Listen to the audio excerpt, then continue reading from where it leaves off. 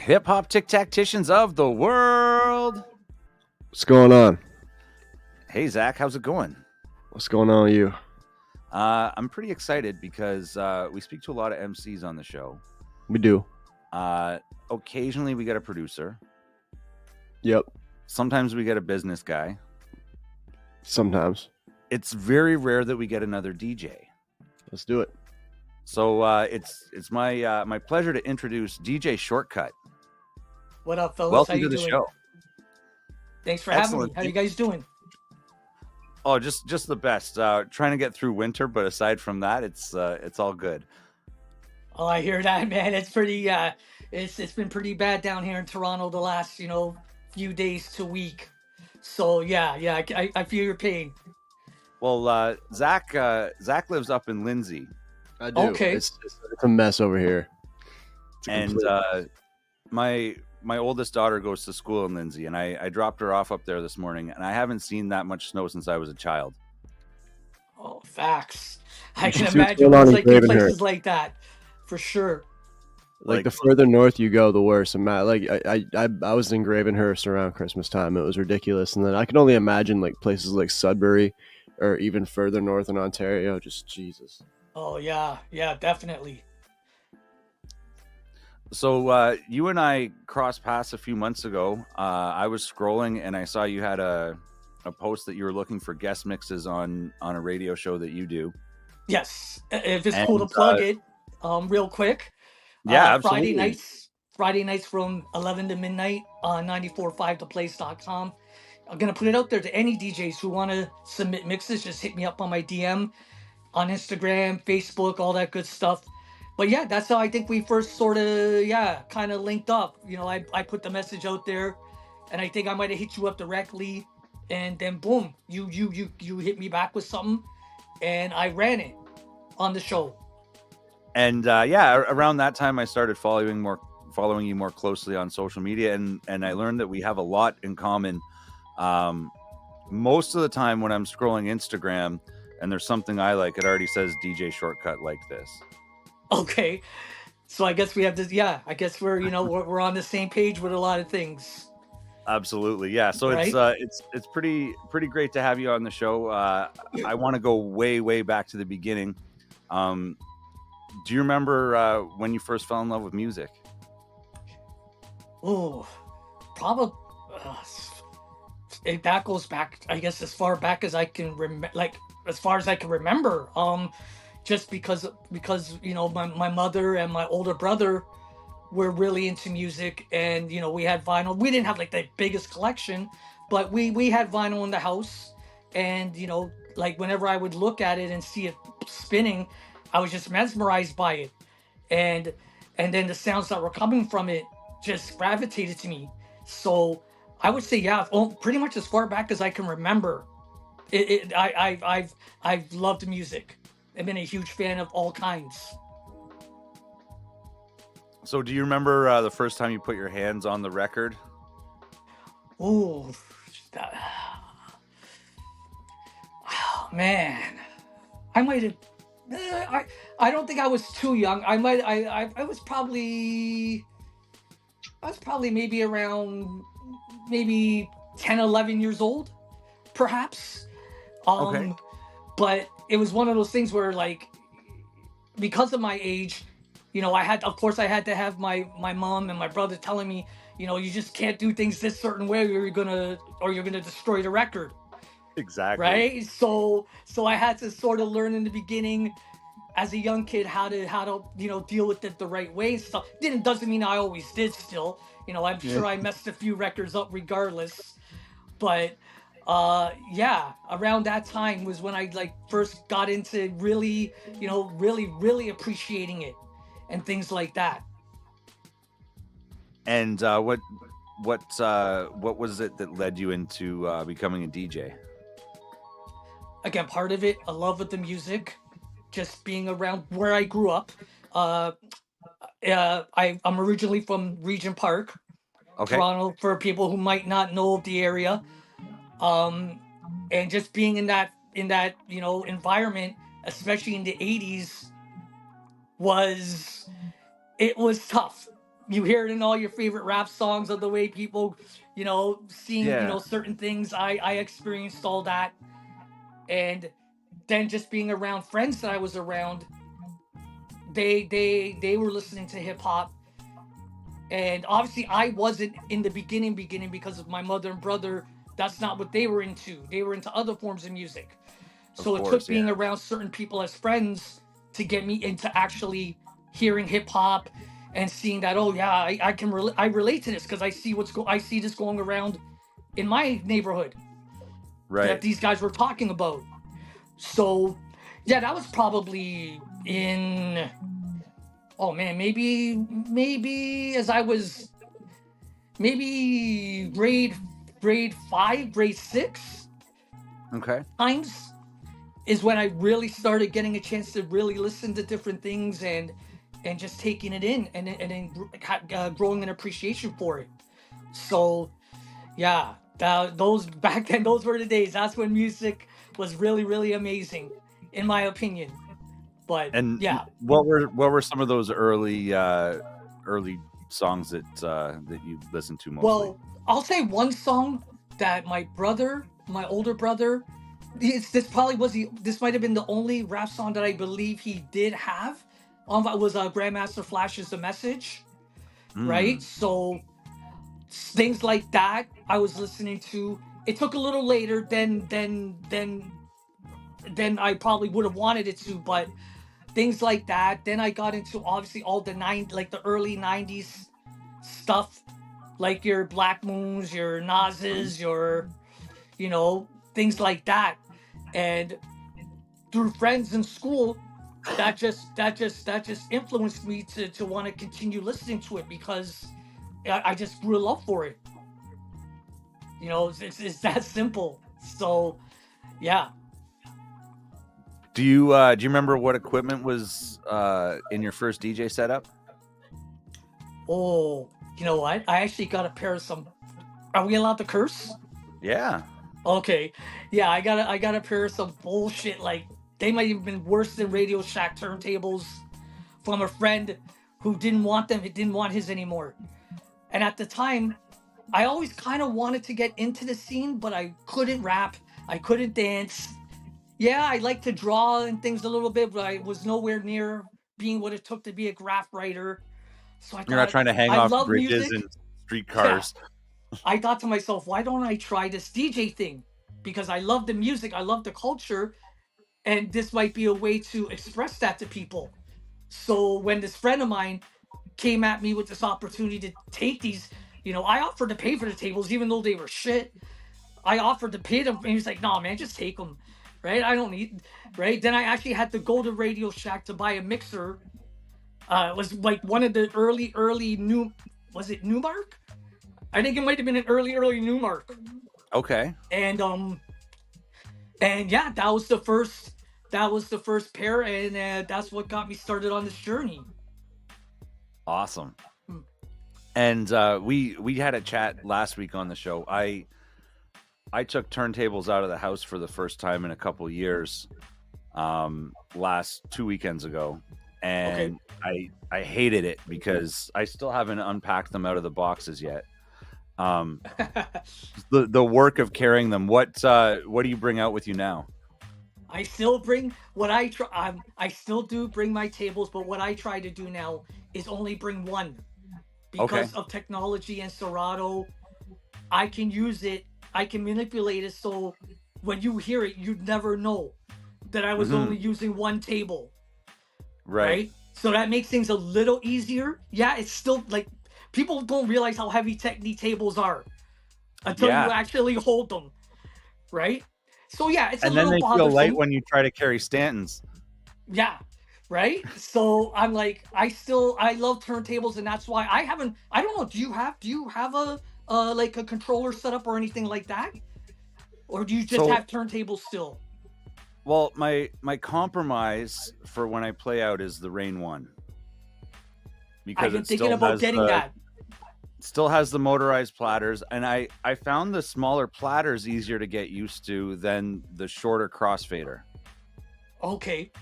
because Okay. it does have a little bit smaller crossfader than like a 72 or an S9 would, for example. Right. Right. Um, Right. What but type of the mixer? smaller What type of mixer do you have with your turntables? an S9. Same. Yeah. Same here. Same here. And I recently started using Phase, which has been great at home. Oh God, it's I amazing. DJ'd a hip hop show like when I brought those out, and the left side died during the headliner, and thankfully like the song keeps playing, and it's just like when I go to queue up the next one, I'm like, oh shit, I gotta switch the time code now. Hopefully they don't jump Oh, around too much, you know. it died on. Did you not like what I tried to do with phase before a gig? I definitely tried to make sure that my phases are charged, but I don't know how long you were doing the gig for before your one phase died on And you. see, that's the problem with these type of gigs, is that like they're often 6 hours from the time the door opens until it's Right. done, and they say like Right. lasts up to 10 hours, but that's not when you're constantly queuing it up and scratching and all that. You're lucky Right. to get like 4 hours out of it, right? Yeah. So yeah, a lot of extra thoughts going through my head about technology when the controller gives me almost that. It's not the same though. It just isn't. It just It's isn't. not. My mixes sound better at home because I use real turntables. Yep. It's not. Like, I mean, I don't knock technology and the people that choose to go that route, but I don't know. I guess it's just because of the era I grew up in. I'm all about turntables. And if it was up to me and every venue had turntables, that's what I'd prefer to use. Oh, absolutely. Right? That would be my choice. But again, I'm not gonna knock technology because it makes things easier for people who have put their work in and who had to carry turntables, crates, things like that. So you don't gotta worry about, all of that type of stuff as often anymore. But Well, and I find too, like there's always helpers at the beginning of the night, but then when they're it's nowhere to be found 3 at in the the end. morning, you're by yourself trying to carry 2 at a Yep. time over snowbanks. Yep, I did that. I've done that plenty of times, and yeah, it sucks. And you're saying to yourself, damn, like, you know what? I'm the only one that noticed these tonight. I could have used the phone app. No one would have even cared. Right. Yeah. That's the downside to DJing sometimes, especially when it came to those days. Now, when you can just come with a knapsack and your laptop, if the venue has a setup, then you're good, right? And no problems. Hopefully, Yeah, because forget technology about technology boxes can of still records. cause problems for you, right? What's that? Technology can still cause problems, like you said with your phase. Oh, exactly. Right, going out on you. That can still happen, even with the best of equipment. Things can go wrong. So if you're using turntables pretty well exclusively, what cartridges are you rocking since you're? I use phase. Oh, you use phase now too? Yep. I'm using it for a couple of years now. Yeah. Yep. And I love them. Like, do you know DJ Law? Yeah. Okay, that's my man, right? When I first got them, he'd already had them maybe at least a year before me. Mm-hmm. So when we were talking and I told him, I finally got the phases, he's like, bro, you're never gonna want to use needles again. Oh, totally. When you use these. And so far he's been right. Like, yeah, especially they're when they amazing. did the update to rock it just with USB. You don't have to run the extra cables now or anything. It's super easy, clean. And you don't have to worry about any type of potential skipping. It's like having a big controller. It's like the rain it's almost Rain like 12. that rain turn Rain 12. Yeah. Exactly. That's pretty much what it's like having now. Okay, so I had those for a little bit, and I liked them because they were full size platter, but only weighed half as much as a 1200. Okay. And I had thought about going back that route, and then I saw another cheat code that might work. Since I already have phase, you can get those Vestax 2000s for like $400 a piece off Marketplace, and they weigh 21 pounds instead of 39.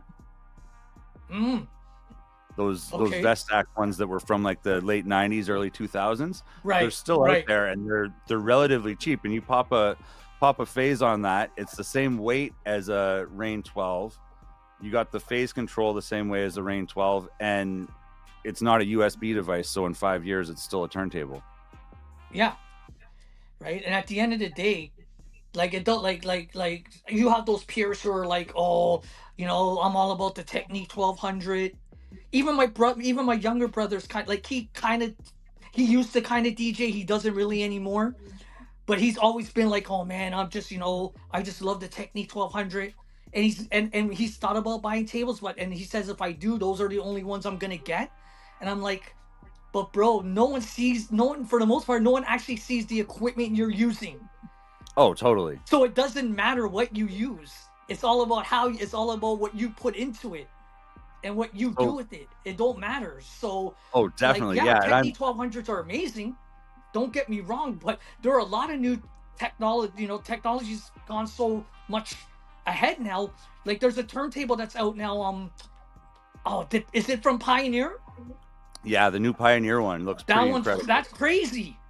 Yeah. Like it's like a face. You don't even need face. Like it doesn't. Like I think it has kind of like a face type of component in it. It's all in it. You don't need needles. You don't need any. Like it's crazy. Yeah, it's basically they took the Rain 12 and their PLX turntable and made it into one. Exactly. So I mean, it's all about of course cost. Like you can only get what you can afford. So at that same time, you buy what you can buy and then work with it. Do what you do on the equipment. It's what you do with the equipment. It's not what the equipment does for you. A lot of times it's what you do with the equipment. So I would just suggest, and I have people come to me and say, "Oh man, you know, should I get the most expensive equipment?" But they're just wanting to start, and I'm telling them, no, I don't suggest that because you might not want to do this in 6 months. And I've had a couple of people do that. They bought an equipment and then they're just out of the loop. They don't want to do it no more. And I think to myself, man, you just wasted a whole lot of money for nothing. And I suggest try and then we reap benefits when we buy it off Marketplace. Yeah, try and find a place like Marketplace or maybe an eBay, that type of thing, and find something that's not overly expensive if you're just gonna start. Right? It's now with controllers, like you can get controllers for what? You can probably get a controller for like $200 or less than $200. Oh, yeah. And for most of the stuff that you'll do, the controller will be outdated before your skills eclipse. Exactly. Before your skills get to a certain point, unless you're a prodigy. Yeah. Yeah, exactly. But to your point about what your brother was saying about the 1200s, I'm a bit of a collector, so I've got 2 sets of 1200s and a set of Stanton straight 150s. Okay. And one of my sets of 1200s are one's from the late 70s, the other's from the early 80s, still running. Okay. These Stantons I got in 2012, and one of them's kind of half running still.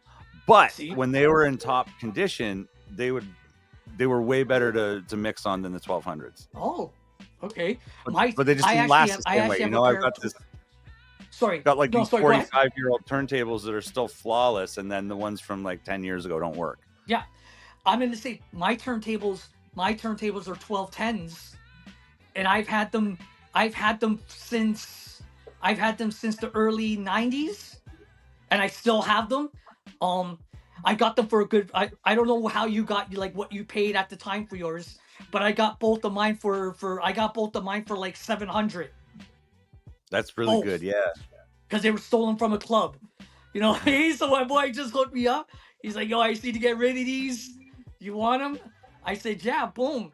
And yeah, I mean, they need a little bit. I think I might need to go in and get them tuned up a bit after all the years and everything.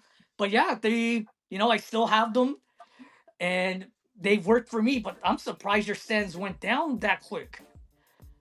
Yeah, that's a little crazy. They're just not built the same way, I guess, right? I guess, I mean, I don't know what Stanton's done. I don't know what Stanton's done as far as turntables over the last couple of years. Whether they've, I'm sure they've upgraded. You know, Stan's really not in the like Stan's not in the equipment game like that, like Pioneer and Rain are right now. Not You don't anymore. hear No, Stan. and I think the straight 150 actually became the reloops. Oh, right, the reloops. Okay, yeah. They've Yeah, I got know like what you're talking about. that same like OEM motor in it or whatever you call it. Yeah, facts. But technology, man, advances like at the speed of light. It looks like now. So it's all about trying your best to stay on top of things as best you can, economically as well. Like being able to afford things as you go along, hopefully, and then you just do what you do with the equipment. That's all it comes down to. And song selection and reading the room. Facts. That's probably the most important thing, is being able to read the room, or and also knowing what type of room you're going into, also before going into it. Like you're not gonna go into a hip hop concert playing reggae the whole night or half the night type of thing. Like it also varies on the event that you're doing too, right? So was it a hip hop event that you did? Was it last week or the week before? Because I saw stuff on Facebook at an event you did. Yeah, so the reason I brought them out, I do probably, I want to say between 3 and 10 hip hop events a month, depending on the month. Oh wow, okay. And I usually just bring the Rain 1 controller, but right. These guys, the last time we did it was in a record store, so I brought the turntables out and they shot a music video. So I was like, you know what, I'll bring them again just in case. Dope. Because it definitely looks better on camera, right? Yeah, reading the room's an important thing though, for sure, because because you're there to play for the people. Like that's what you're being paid for, right? As a DJ, so you're there to do a job. You got to do what you're being paid to do. So absolutely, that's definitely an important thing. How did that event go though? Oh, flawlessly. Nobody knew that FaZe died except me. That's the thing, right? The stuff happens all the time, but when you're the only one that knows that it's happening, that means you've done a good job.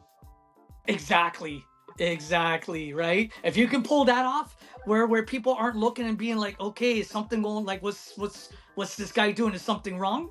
If you can get away without that happening, then you've definitely done a good job, right? The other thing I've learned over the years is when the technology fails, people are more forgiving if you don't have a drink in your hand.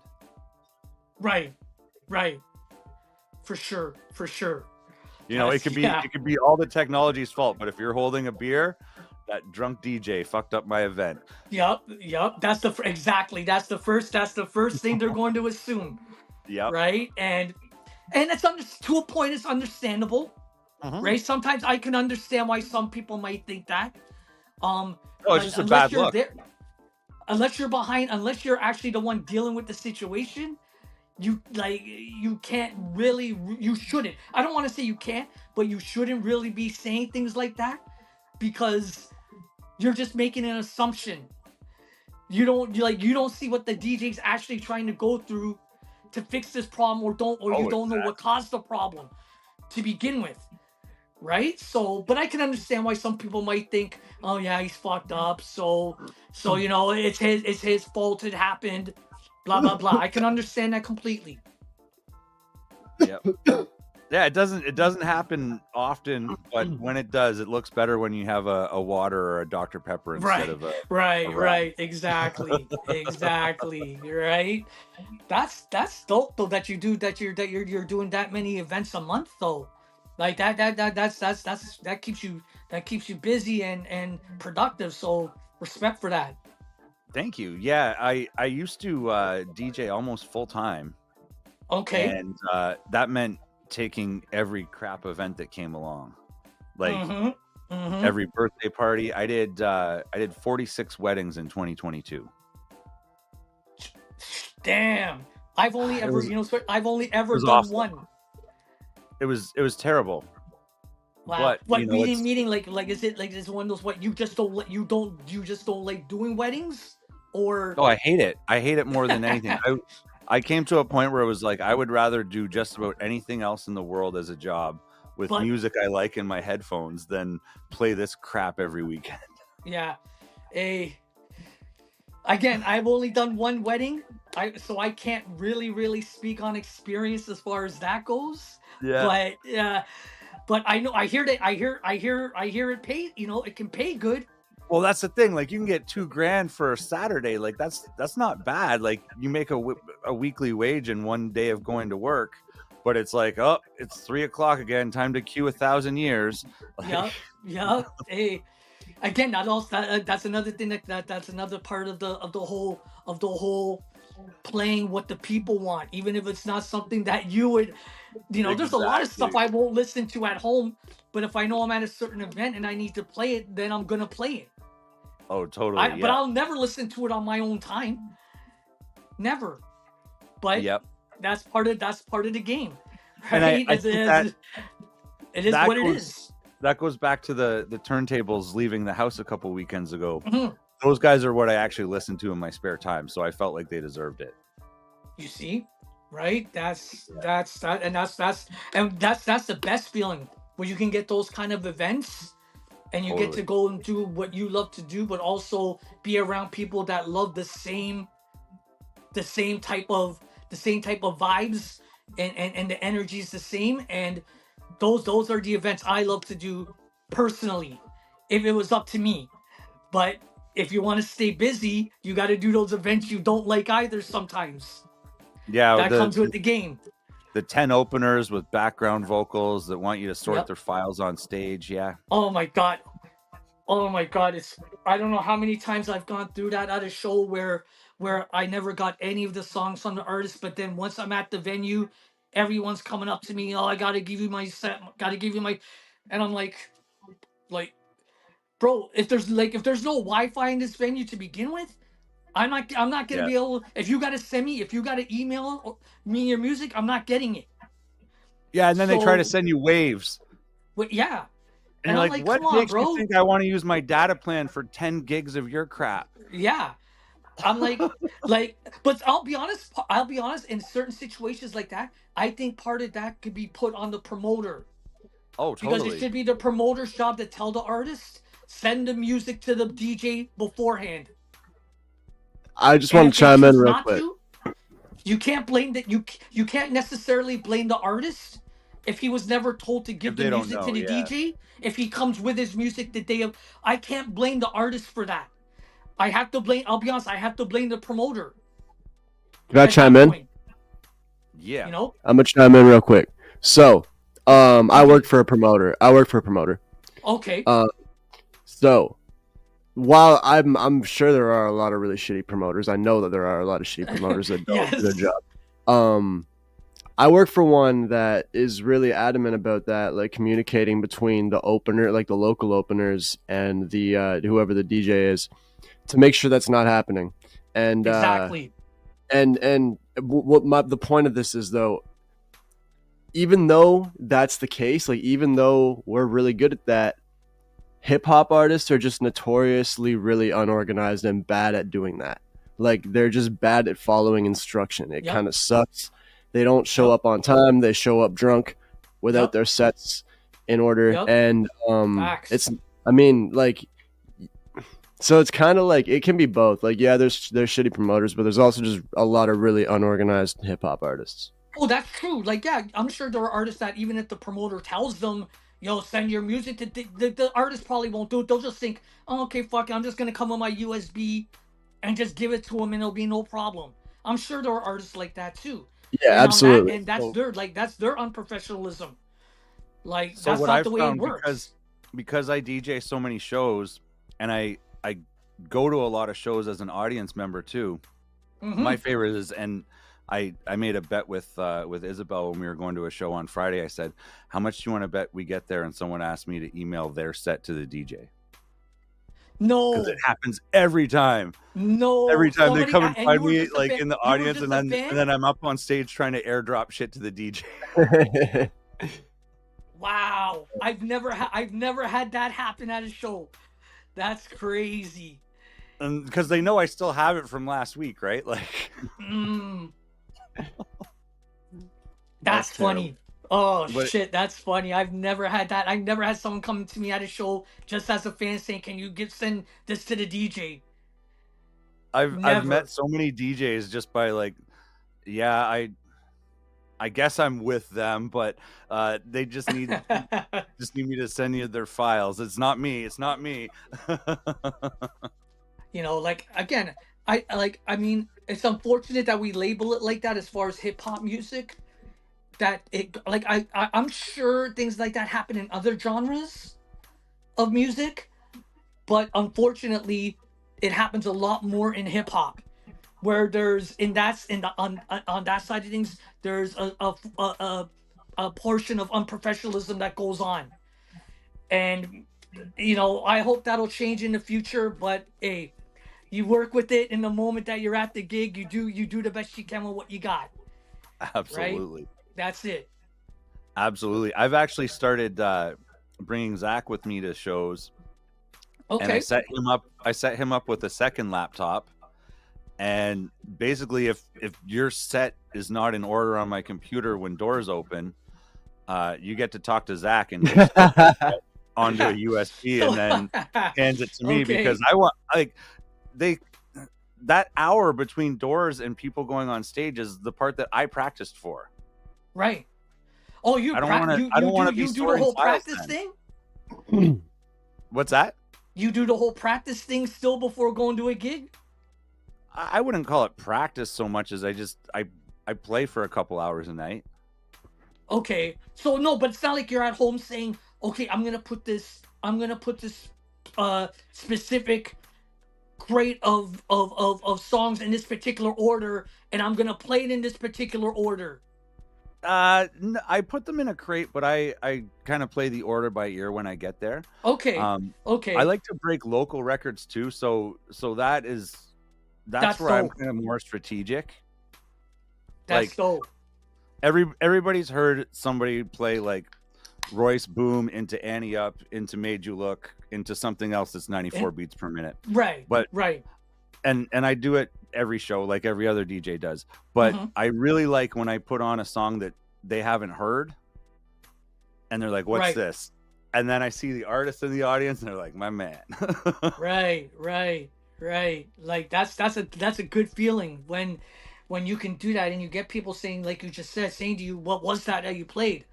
Right? Yeah. And that gives that, you know, then you put a new fan onto that artist.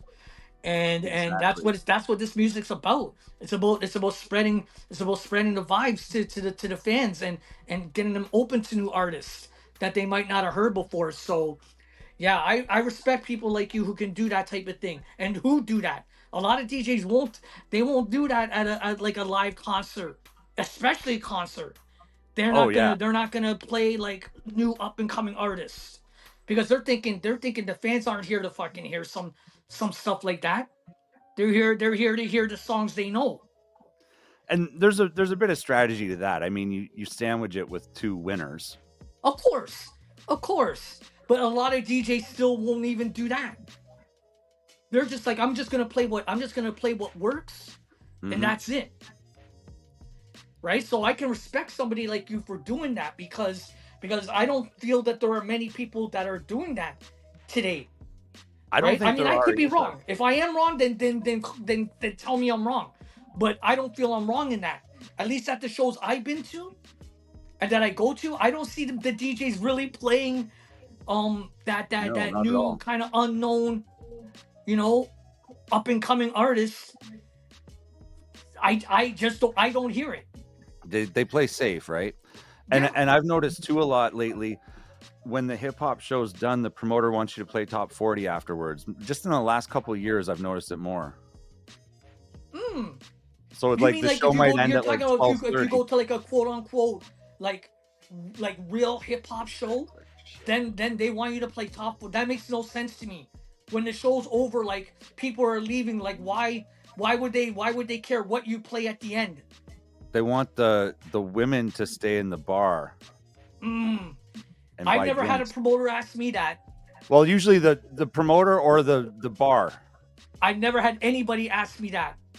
I've noticed Can it you more play in the last Can you 2 play at years. the end of like a hip hop show? Never. Right? But hey, if it happens, and there's still people there, if hey, I got no problem doing that. It's the end of the night, okay. I'll throw a couple of those top 40 or whatever songs you might want at the end. I got no problem with that. Yeah. But I've never been asked it personally. So yeah, usually it's usually like some kind of deal with the bar and the promoter where it's like, can you stay for the hour after? But okay. don't play the shit you're playing right now. They want you to play something. I'm like, okay, fine. Okay. Okay. Hey, I got no issues with that personally, but yeah, that's like, are you doing these like 3 to 10 gigs a month, like within like your local area? It varies. It varies a lot. So yeah, there's ones like a couple weeks ago that was at like a lounge, and I think, you know, Our girl Jenny from the block was there, right? yes, she was. Yeah. Shout out to Jenny. Shout out to Jenny and Danny. Happy birthday, Danny. Yeah, happy birthday, Danny. And then they were at the one that they're definitely they're the definition of hip hop fans. That's Like, they're my gauge for a real show. I love them. Salute to them. But yeah, So- I saw some pictures that she was there at that show. So yeah, I do a lot of those. But then like next week I'm at Lee's Palace with Sky Zoo. For the openers. What day? Thursday the 20th. Fuck, Thursday. Yeah. You're hurting me. I'd love to. I probably would have. If it was on a Sunday, I probably would have came out for sure. And But February would have been one of the months with the higher count of shows, but I think some of the Sky Zoo shows are getting canceled. Because I was supposed to do all of the Ontario ones for that. So to answer your question, yeah, it ranges from like, I'll just come out on a Saturday and I know, like, I'll tell the guys that are putting on the show, like, yeah, okay, we can split the door or whatever. And I know that, you know, I'm not even making my gas money, right. but it's just for hip hop. I love it. But then there's also like the mini tours. How did you get that? How did you get that Sky Zoo hookup? Well, it comes from doing the smaller ones. Okay. I live close to Durham College, and every year they have they call it Oshawa Music Week, and the college students from the music business management program put on all these shows around town, and Zach used to be one of them. And I usually I would say about half of the years in the last 10 years I've DJ'd about half of them. I've DJ'd the hip hop showcases for them, and it's just pro bono stuff usually. Right. And these guys go on to work for the bigger touring companies. So the guys that are running the Sky Zoo shows are Moto Live, and they were at Durham College. I want to say 2018 maybe is when they graduated. And then Zach, he works for Diamond Mine, and he books me sometimes. And he graduated 2-3 years ago. Yeah, like 2023. So it's a lot of like whatever you put into the system. Sometimes you get back too.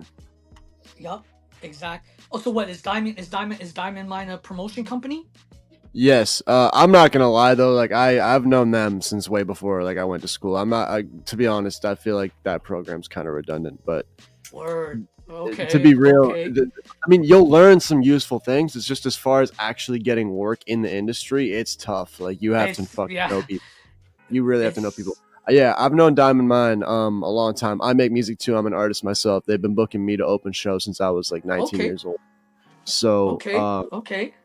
Eventually, yeah, like I was, like Jason said, I was in school for music business, and I just kind of reached out and was like, look, let me do something. Like, let me work for you in some way. This is a sick industry. I like it. I had a little bit of experience like myself. When I was like 18, fresh out of high school, I pretty much just decided to start promoting my own shows instead of like trying to find promoters to book me. I was like, you know what? I'm just going to do this myself. And then that's the way to go a lot of times, because it's so hard. It's so hard in the industry. It's to actually get in and do what you feel you want to do. It's so hard that you gotta invest in yourself. a lot Yeah, of man. times. On you got to put in money to make money.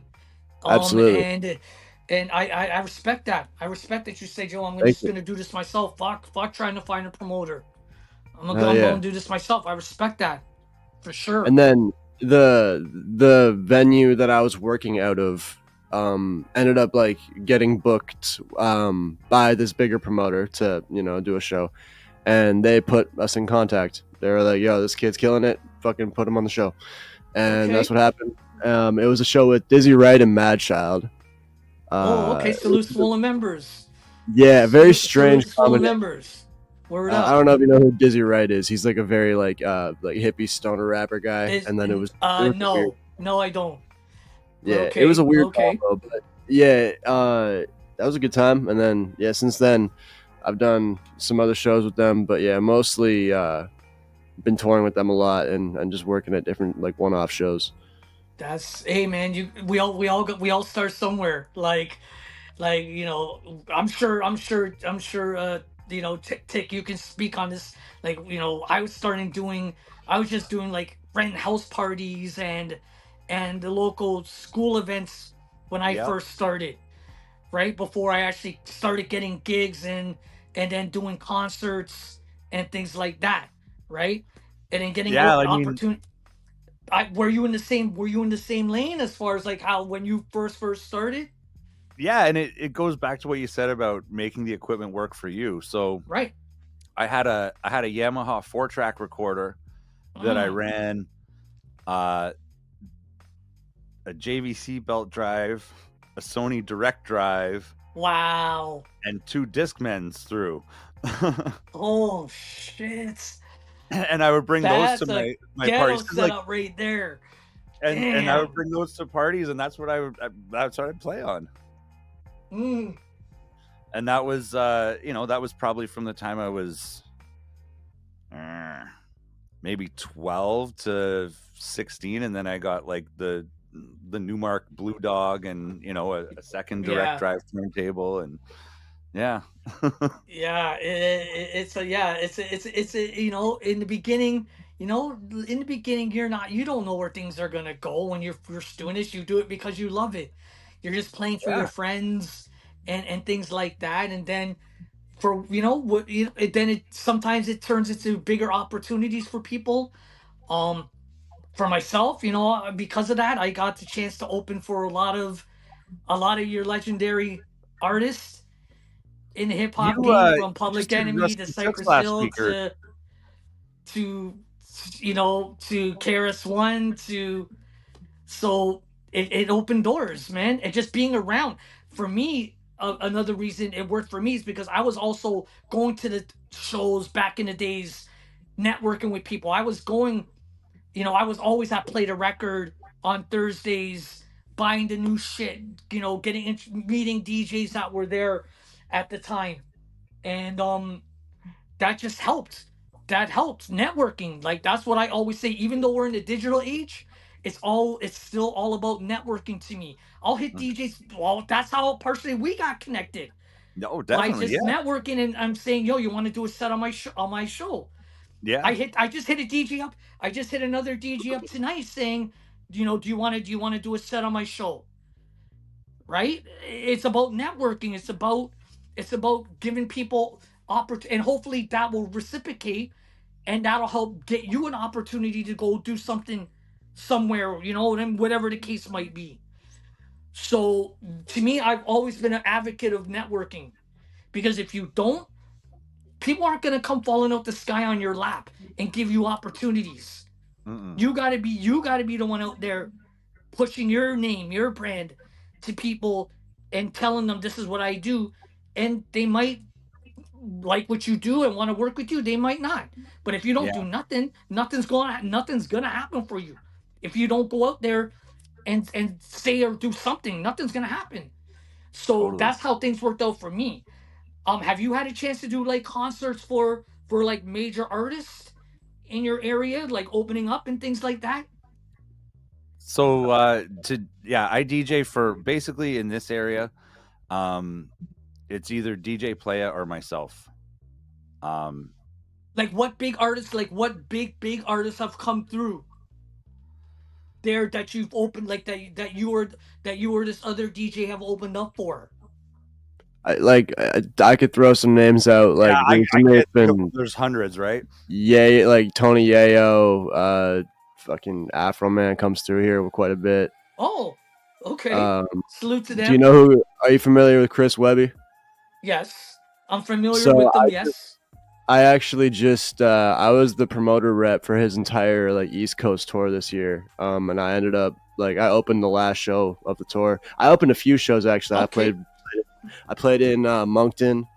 I played a couple tracks in Halifax. Okay. And I played a whole set in Peterborough, like where we're from. So how does that work? Like as a promoter dealing with the artist's whole little tour run. Like I'm sure that must be a lot of work on your end. Yeah, so I'm pretty much like we're responsible for booking the venues and handling really all the general admission ticket logistics. We also sold their VIP and meet and greet tickets for them just so that it was all on the same platform for the fans so it didn't get confusing. But generally they sell them themselves. But you don't have to deal with their you're not the one who paid you're not the one who pays the artist at the end of the night type of thing. No. Oh well on the back end my boss does it from the back end, but I go do the settlement, like I go over the numbers with them and let them know how much. Right. Okay. So like I wake up in the hotel, just drive to the next city, get their rider stuff, all the tech rider, hospitality rider, all that. I'm sure an artist like Tony Yayo or Afro Man is gonna give you a rider like, yo, this is what I want, blah blah blah blah blah, and you guys gotta make that happen. Yeah. Right. I remember doing a tour. Do y'all know Necro? Yeah, I do know Necro very well. Yeah, well, I don't know him very well personally. But you know of him. You know his music. Yeah, absolutely. Blah, blah, blah.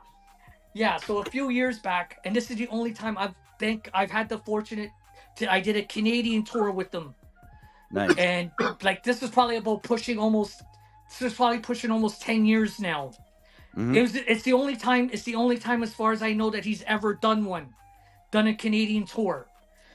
So we're going to all these different places, blah blah blah, and this is my first it was exciting. It was a challenge at times, doing all this traveling because I've never done that before.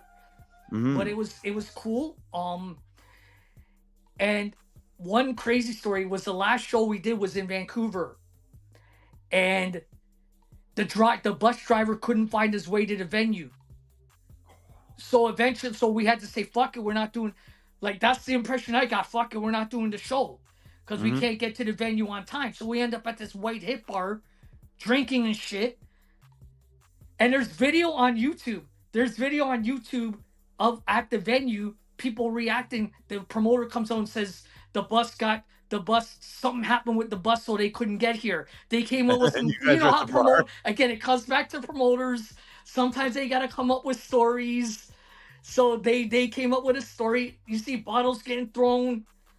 Right. It was great. The video's on YouTube. I watched it afterwards. I said, oh shit, this is crazy. Apparently a big fight broke out outside the venue. And during this time, we're at a bar drinking. We're just fucking hanging out because we couldn't get to the show. So there was nothing we can do about it. So we're just unfortunately, fuck it. So we just, but what sucked is we had to drive 3 days back from Vancouver to Toronto, which sucked, and I never want to have to do again. But, so it was an experience. Touring, I'd love to go back on a tour again if I got the opportunity. I don't know if either one of you guys have gotten a chance to do it, but if you do, it's cool. If you get to do it. Yeah, I love touring. I think it's a lot of excess work that is more. I prefer doing one-off dates throughout the week where I can still work my actual job because it's exactly. I prefer to do that too. Mm-hmm. But if the tour's gonna pay enough money to cover everything, and I don't have to work, then I'll be honest. I probably would rather do the touring. If it was up to me, I'd rather tour. If I can get paid and I don't have to work my 9 to 5. Then I'm cool. I'd rather do that. But it was an amazing experience. I hope I get to go on another tour sooner than later. So most of mine are chunks of a tour. So usually it'll be like London, Kitchener, Toronto, Peterborough, Kingston, and then someone else will do like the East Coast or West Coast. Yeah. Oh, okay. Yeah, sometimes they'll book Okay. with multiple different promoters that know different areas. You know what I mean? Right. Right. So yeah, right, I'll right. quite often do like 3 to 4 shows in Ontario, and then there's someone else that does like the Alberta and BC shows, and someone else that does like Montreal and Halifax. Okay. I guess Yeah. that makes I guess to a point that makes sense. I think Because But it's I usually mean- just for the openers, right? I find the smaller the artist is, the harder time they have finding a promoter that wants to invest in a whole tour. You know what I mean? Right.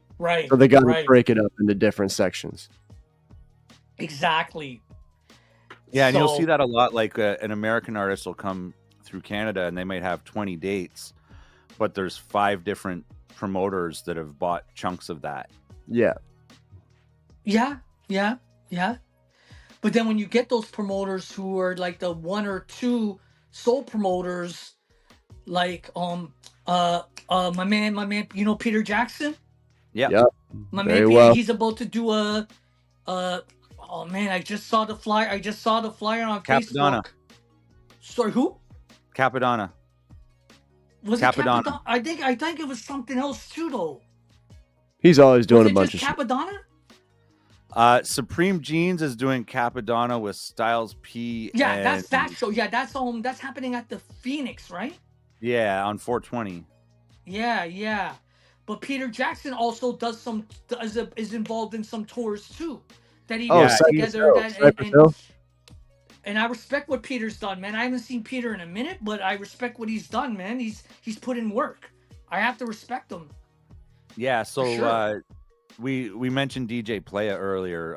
DJ Playa does all of PJ's events. Player, word. Okay, salute the player. Yeah, he's Word up, amazing word up. too. Like he's really good at what he does. Yo, hit him up, man. If he wants to do a set on my show, hit him up. Or tell him to hit me he up. does like 4 gigs a day. This guy is at like the gym at 5:30 a.m. DJing for the spin class, and then he's at Urban Planet in the mall, and then he's Really? at like a different mall, and then he's at a restaurant, and then he's at he does like 4 or 5 gigs a day. That's crazy. And he has his turntables and mixer in a coffin, and the guy's ripped probably from just carrying this thing around all the time. Yeah, he don't even gotta go to a gym. He gets his workout in just from that. Yeah. Yo, that's crazy. Salute the player, man. Like that's I love that, man. He's doing what he's got to do. So I have to respect so that. Good. He's so good too. Okay. Yeah. Okay. I'd love to come out to your guys' area one time just to see what the whole vibe's like out there. You know what I mean? And just So check out the scene. I'm sure there are a lot of dope MCs that are out there doing their thing. There are. You know? I played a few of them in my mix that was on your show. I snuck a couple in there. Right. I think I know. Yeah. I noticed a couple of songs that I never heard before. Yep. I noticed a couple of songs for sure. Yeah. So I that's noticed. dope, man. I noticed online a few weeks ago you were doing a show with Rusty Jukes. We did. Yeah. We did a show. Yeah. We did a show with Rusty. He was here. He did like maybe 3. I think he did like 3 or 4 Ontario joints. Mm-hmm. And it was cool, man. Like I mean I've met Rusty before. He was on an old radio show I used to do. He came through one time and did an interview. And he did his thing. He held it down. But again, it was one of those things. There were a few opening acts, and it turned into one of those, they all came to me giving me their sets last minute. It was one of those things. Yep. And it was tough. And one of the artists even said, "Yo, can you download my YouTube video to like?" That's what he used to play as his like. He literally like just sang over I think I know who you're talking rapped about, over his too. YouTube shit, right? And I'm like, come on. Like I'm just sitting here thinking, what are we doing? But Yeah. you gotta work with Drake it. X Future type You gotta beat. work with it. Yeah. You know, it is what it is, man. Like being in this for so long, it's just I've learned to to not be surprised about anything that happens now. Totally. Anything that comes my way, I have to try my best to navigate through it, and that's it. That's just the way it is, right? Yeah. So Roll with it. yeah, you roll with it, man. That's hip hop. You work with what you got. So and it just like I said, it's a new year, so I just hope that everybody who's trying to do this still is just gonna keep moving. It's gonna keep putting out music. It's gonna keep just playing good music, and I hope for a good year for everybody, man, involved in the scene. I just want everybody to flourish. Absolutely. Right. Do you have any upcoming shows or projects that you want to promote? I mean, there's a couple of potential shows in the works, but I don't want to say anything right now to jinx it, so I won't say anything at the moment. But otherwise, just listen to me every Friday night from 11 to midnight, 945theblaze.com. You can get the app 945 The Blaze. Get the app, or you can just go to the website itself and listen. And just try to. I just play good music. I'll try and play a bit of everything. If it's just good music, it's good music to me, right? And that's right. the advantage to radio. Like when you're playing at a live gig, you can't necessarily play the songs that you would want to play elsewhere. So this gives me an opportunity to play things that I love and want to try and put people onto. So that's why I play the stuff I play on the show. And I'm sure you guys are the same way with your show. You play music that you might not sometimes get to play at a live gig. Absolutely, Right? yeah. That's part of this, that's part of the game. You just you work around the environment you're in, and you do what you got to do. So I'm just gonna keep promoting DJs. I'm gonna put DJs on my show, and the invitation's open. Tick, if you want to do another set, man, hit me up I'd and love let me to. know when you're ready to maybe do another set in the year, and we'll put you on again. And on that topic, we've got a bit of airtime left in tonight's show. Would you be willing to give us a little taste of what we could expect on your show when you do a mix? Not on the recording right now, but as far as playing something. Oh, just send us a mix. So just send us a mix to fill the rest of the because we have another hour after our interview. So just send us a mix to fill the other hour with. Okay. Yeah. Cool. As soon as we get, I'll have to send it to you as soon as we get off, type of thing. But it doesn't have to be. It doesn't have to be right away. He just needs it before Thursday. Yeah, before Thursday. Oh yeah. I'll send it. I'll definitely send it to you as soon as we get off. For Hell sure. yeah. I'll send you something. Right? Yeah, whatever you got. It's probably gonna be something that I've already done though. Yeah, but I'll send you something. Cool.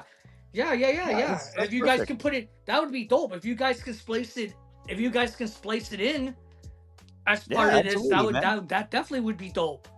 I'd appreciate that. Yeah. Full DJ Shortcut episode.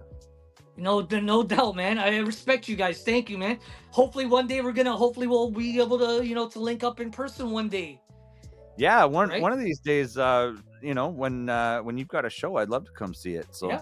Or I wish I could come to this Lee's Palace show you're gonna be at. Yeah, me too. Unfortunately, because I gotta work, I can't do it right now. But yeah, hopefully maybe summertime when the dots connect, we can do something. Sounds great to me, man. Thank you. Awesome. Yeah. Well, thanks so much for your time this evening. We appreciate it. Man.